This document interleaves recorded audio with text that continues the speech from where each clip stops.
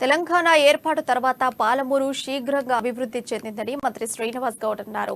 IT టవర్లో 650 ఉద్యోగాల కోసం job Mela నిర్వహించడం ఆనందంగా ఉందన్నారు. స్థానికులకే ఉద్యోగాల్లో అవకాశం కల్పిస్తామన్నారు.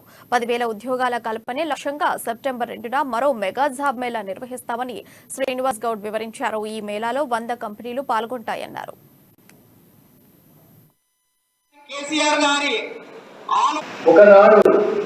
మహబూబ్నగర్ అంటే ప్రపంచ స్థాయిలో ఉండేదంటే లేబర్ కు ఫేమస్.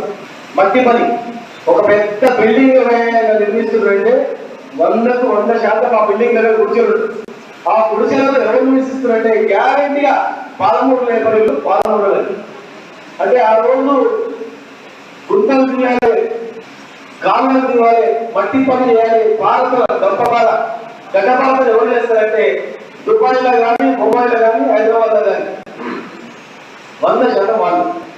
చాలా సందర్భాల్లో నేను గతంలో మున్సిపల్ కమిషనర్గా హైదరాబాద్లో, కుకట్పల్లి కమిషనర్గా, రాజనగర్ కమిషనర్గా, అనేక ప్రాంతాల్లో నేను కమిషనర్గా, జిహెచ్ఎంసీ జాయింట్ కమిషనర్గా పనిచేసినాను. ఎక్కడ ఇన్స్పెక్షన్ పోయినప్పుడు ఆఫీసర్గా పనిచేసినప్పుడు 100% హైదరాబాద్ లాగా ఒక పదవులు ఇవ్వతారని చెప్పారు.